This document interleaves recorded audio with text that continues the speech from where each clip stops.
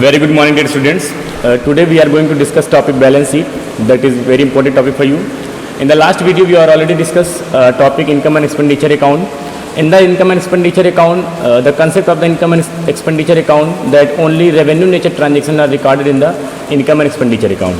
If I am talking about the income and expenditure, then revenue expenses and revenue income will consider in the income and expenditure account.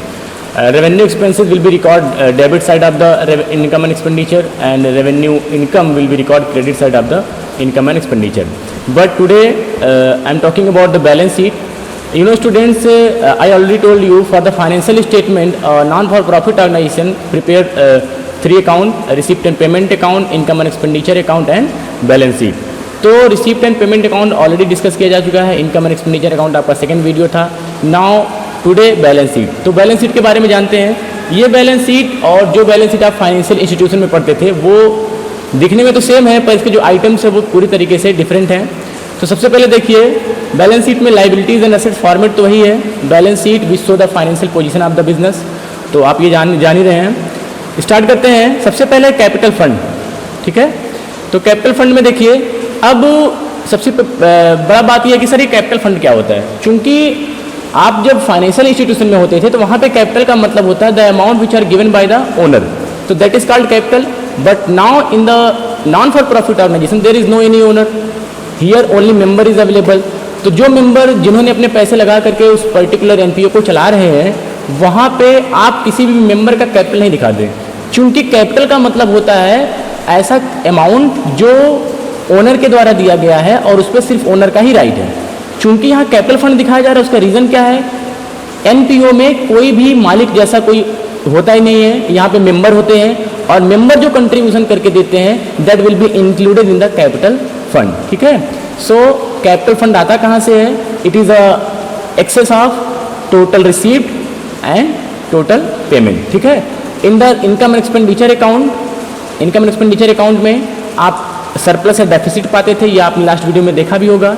पर अगर capital fund की बात करें तो capital fund में आपका जो टोटल असेट्स होगा, वैसे कैपिटल का फार्मूला क्या होता था? आप 11 में मैंने आपको पढ़ाया है, 12 में भी आप जानते हैं.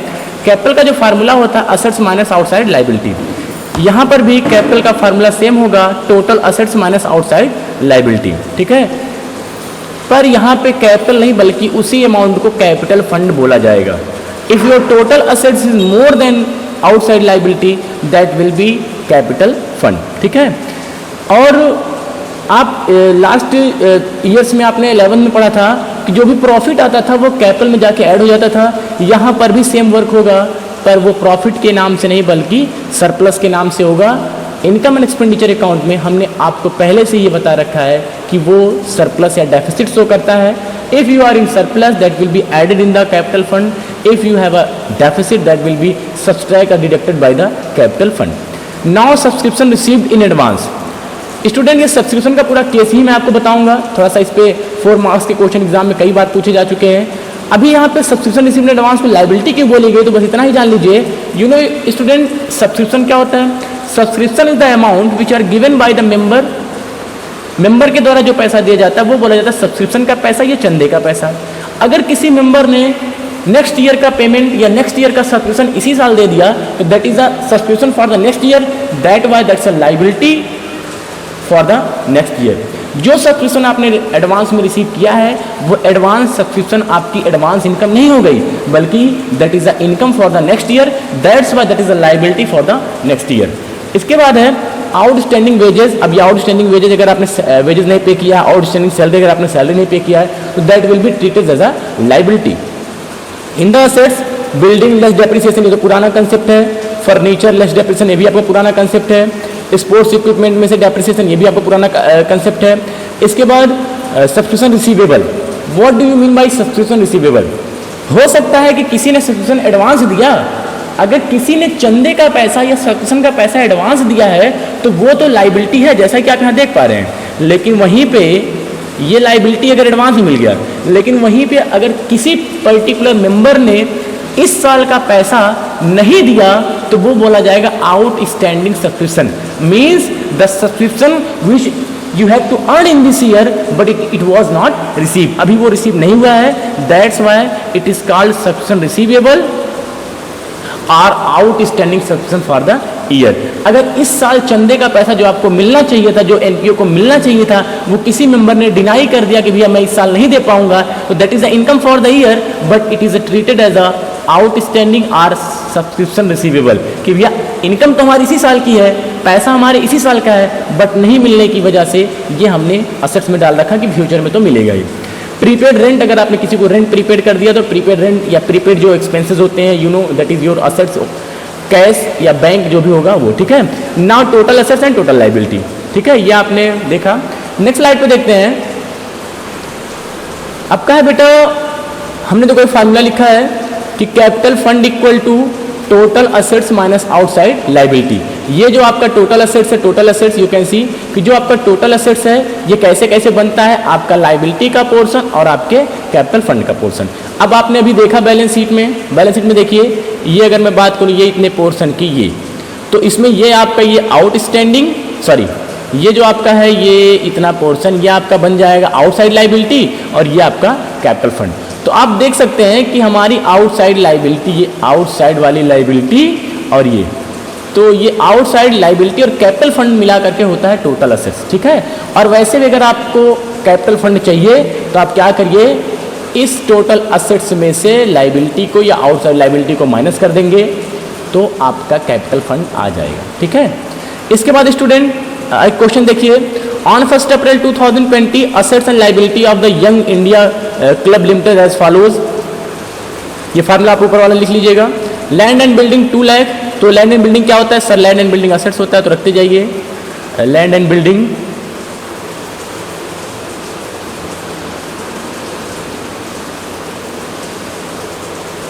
लैंड एंड बिल्डिंग आपका हो जाएगा कितना है बेटा, 2 लाख रुपए असेट्स होता है, किसी को कोई डाउट नहीं होना चाहिए, ठीक। इसके बाद है फर्नीचर, तो फर्नीचर भी रख दीजिए।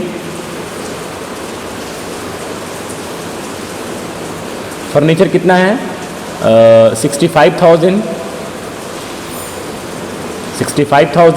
नेक्स्ट है cash in hand, that is also your assets, तो cash in hand now it is also your assets 25,000।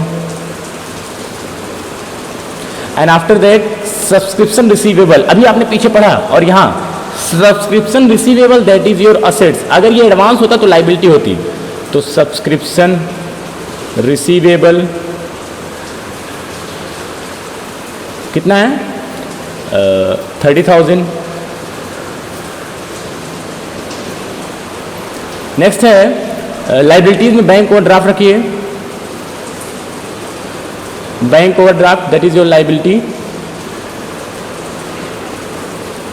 it will be 20,000। and next is outstanding salary, outstanding salary कितना हो जाएगा 5,000। इसके बाद आपको क्या करना है, आप टोटल असेट्स को ऐड कर दीजिएगा, ये आपका हो जाएगा total assets. Total assets minus कर दीजिएगा लायबिलिटी जो उस साइड की है, लायबिलिटी कितनी है 25,000 रुपये आप देख सकते हैं, ठीक है। ये ठीक टोटल कर देंगे तो यहाँ जो पॉइंट आएगा difference between assets and liability that will be treated as a capital fund, okay. तो आप ऐसे क्वेश्चंस कर सकते हैं। नेक्स्ट स्लाइड पे देखिए, while preparing balance sheet following points should be kept in your mind when you are going to prepare balance sheet, the following points should be kept in your mind. First, about the determination of value of fixed assets. When you are going to put the value of fixed assets in your balance sheet, that will be in the asset side. So firstly you have to notice that the amount of depreciation or the rate of depreciation is given in question or not. If the rate of depreciation is given, so firstly you have to charge the depreciation on that assets and subtract that value of the depreciation, and remaining value of the assets will be put of the balance sheet. Next है आपका capital expenditure. तो capital expenditure लिखने का मतलब यही है कि only capital expenditure और capital related transaction will be recorded in the balance sheet. Loan की बात की जाए तो लोन आप जो दिखा रहे हैं बैलेंस शीट में, if you are taken loan from the bank और if you are taken loan from anyone, that will be treated as a liability side of the balance sheet. अगर इसमें से किसी लोन का आपने रीपेमेंट कर दिया है तो उस रीपेमेंट किए गए लोन को माइनस करके दिखाएंगे। सेम ऐसे अगर आपने किसी से एडवांस लिया या किसी को एडवांस दिया है तो वहाँ पर भी आप ध्यान रखेंगे। Value of investment, sometimes when fund are available of the NPO, अगर NPO के पास फंड अवेलेबल है तो they are interested to invest that money in any, यानी किसी भी शेयर में परचेज कर सकती है, किसी भी पर्टिकुलर किसी भी पर्टिकुलर जहाँ पे वो पैसे लगा सकती है। तो अगर वो इन्वेस्ट करती है कहीं पे तो इन्वेस्टमेंट का मार्केट वैल्यू क्या है, कॉस्ट वैल्यू क्या है, जितने में उन्होंने इन्वेस्ट किया है वो भी आप यहाँ पे डिटरमाइन करेंगे। Adjustment related to expense and income, ये adjustment related to expense and income means there may be outstanding expense, there may be advance expense, there may be outstanding income, there may be accrued income. तो जो profit and loss account में मैंने आपको 11 में बताया था कि जिन चीज़ों का ट्रीटमेंट अंदर होता है आउटस्टैंडिंग के नाम से या प्रीपेड के नाम से, that also be treated as a liability और असेट्स फॉर द बिजनेस। तो असेट्स और लाइबिलिटी में आउटस्टैंडिंग होगा तो आप लाइबिलिटी साइड में दिखाएंगे, प्रीपेड होगा तो आप जो है असेट साइड में दिखाएंगे, तो वो चीज़ आप यहाँ पे ध्यान रखेंगे। Cash side bank balance, opening balance आपको यहाँ पे रखना है। अगर आप ओपनिंग बैलेंस रखेंगे तो ओपनिंग बैलेंस शीट में, क्लोजिंग बैलेंस रखेंगे तो क्लोजिंग बैलेंस शीट में, इसका भी ट्रीटमेंट आप आगे ध्यान रखेंगे।